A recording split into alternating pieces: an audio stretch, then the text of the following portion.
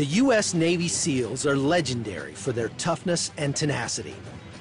These highly trained warriors spend years honing their skills on land, sea, and air.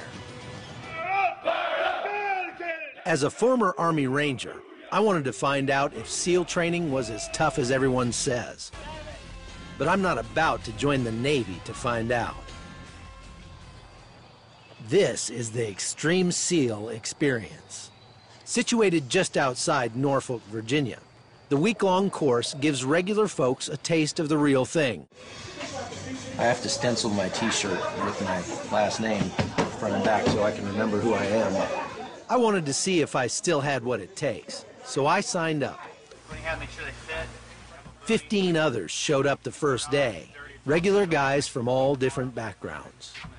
A retired Navy SEAL, Senior Chief Don Shipley, runs the program with the help of other former SEALs. All the instructors are SEALs, and we've all been through Hell Week. We've all done the deployments. We know what it takes to get through that training. Good morning, ladies. The Extreme SEAL experience starts with a surprise wake-up call at 02:30. 2 o'clock in the morning. Time to get comfortable being uncomfortable. I knew a long, hard day was on the horizon. Back in Ranger School, man. The week-long course starts with over 24 hours of grueling physical and mental challenges. All right, it's time to go get on the bus. The first day of training that we run down here is called Hell Night. It's a simulation of Hell Week and BUDS. Kinda. BUDS stands for Basic Underwater Demolition School, the 6-month training all Navy SEALs must complete.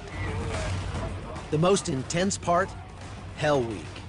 132 hours that push men past their breaking points, much of it done in the cold ocean water. Most who enter the school drop out during this phase. If I was running actual SEAL training down here, I'd be back in ambulances in here every day.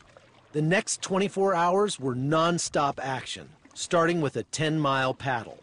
8 men crammed into each boat, and navigating the river in complete darkness was more difficult than I anticipated. It's a pretty good teamwork exercise, kind of getting to know each other and trying to figure out, how we're going to work together and make this happen.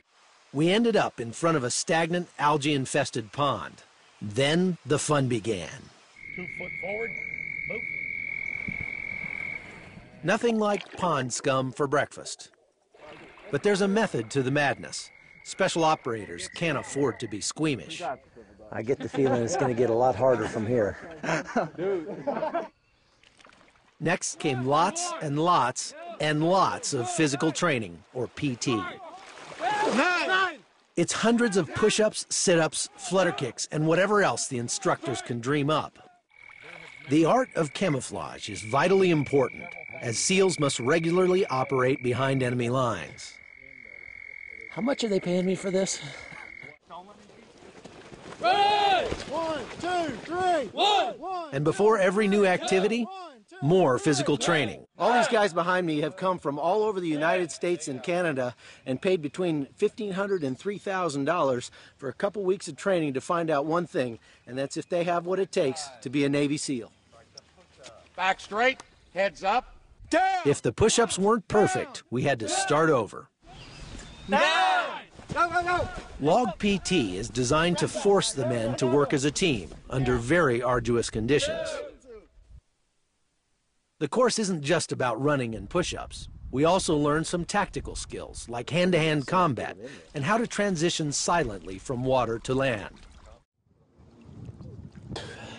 In actual SEAL training, exercises like this are designed to teach these guys what they're capable of and push them beyond their physical limits. And that's why only about 20% of them actually make it to the end of SEAL training. All right, so we'll hit these 2 danger crossings. The highlight of Hell Night is a simulated mission. It's the payoff for all the hard work. Go, guys, lift her up. The guys must use all the skills learned throughout the day to complete the operation. These weekend warriors get painted up, paddle downriver under the cover of darkness, hike through dense forest. A small taste of what life must be like as a real Navy SEAL. For these guys, this is better than spending vacation sitting on the beach.